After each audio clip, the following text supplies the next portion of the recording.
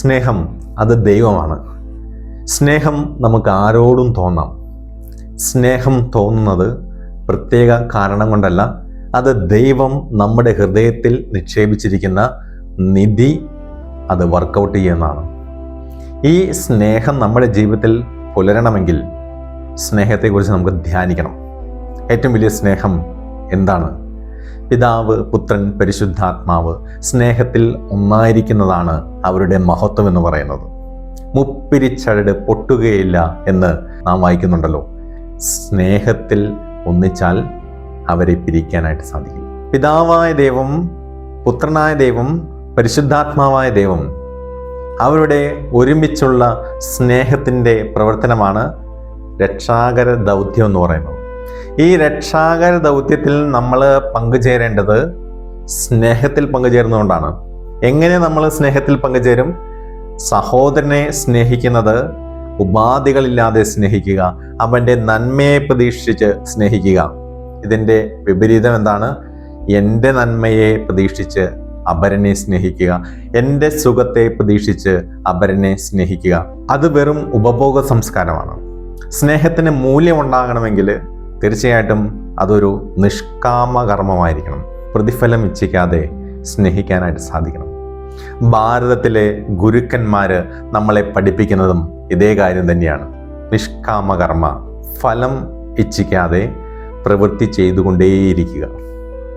ഫലം ഇച്ഛിക്കാതെ പ്രവൃത്തി ചെയ്തുകൊണ്ടേയിരിക്കുന്നതിന് നല്ലൊരു ഉദാഹരണമാണ് മാതാപിതാക്കൾ മക്കളെ നല്ല രീതിയിൽ വളർത്തുന്നത്.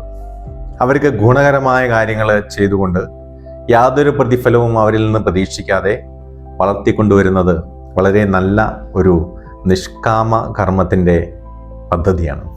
സെൽഫ് ലവ് അത് നല്ലതാണ്. സ്വയം സ്നേഹിക്കാൻ സാധിക്കുന്നവനെ അപരനെ സ്നേഹിക്കാൻ സാധിക്കുകയുള്ളൂ. സ്വയമായിട്ട് വെറുക്കുന്നവന് ഒരിക്കലും അപരനെ സ്നേഹിക്കാൻ സാധിക്കില്ല. തൻ്റെ കുറവുകൾ മറ്റുള്ളവരിൽ പ്രൊജക്റ്റ് ചെയ്യാനായിരിക്കും അവൻ പരിശ്രമിക്കുക. നമ്മുടെ ജീവിതത്തെ നമുക്കൊന്ന് പരിശോധിച്ച് നോക്കാം. ഞാൻ എൻ്റെ കുറവുകൾ മറ്റുള്ളവരിൽ ആരോപിക്കാറുണ്ടോ?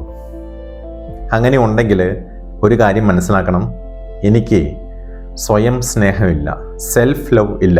ഈ സെൽഫ് ലവ് എവിടെയൊക്കെയോ കളഞ്ഞു പോയിട്ടുണ്ട്.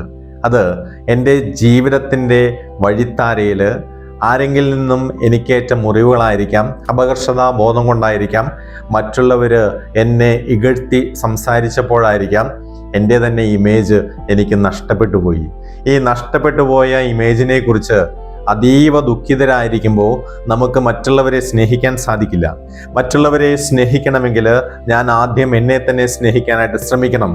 എന്നെ തന്നെ സ്നേഹിക്കാൻ ശ്രമിക്കുമ്പോൾ തീർച്ചയായും മറ്റുള്ളവരിലേക്ക് എത്താനായിട്ട് നമുക്ക് സാധിക്കും. ഇമ്മാനുവേൽ ലെവിനാസ് പറയുന്ന വളരെ മനോഹരമായിട്ടുള്ളൊരു കാര്യമുണ്ട്. The face of the other.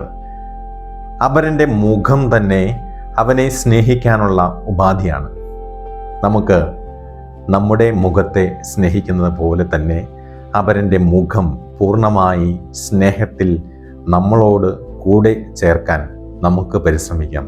അങ്ങനെ കൂടെ ചേർക്കുന്നവരുടെ എണ്ണം കൂടിക്കൂടി വരുമ്പോൾ തീർച്ചയായിട്ടും നാമും കർത്താവായ ക്രിസ്തുവിനെ പോലെ രക്ഷാകര പദ്ധതിയുടെ അംഗങ്ങളായിട്ട് മാറുകയാണ്. സ്നേഹമില്ലാത്തതെല്ലാം ചിന്നിച്ചിതറിപ്പോകട്ടെ, സ്നേഹമുള്ളതെല്ലാം ഒരുമിച്ച് ചേർന്ന് വരട്ടെ. ദൈവം അനുഗ്രഹിക്കട്ടെ.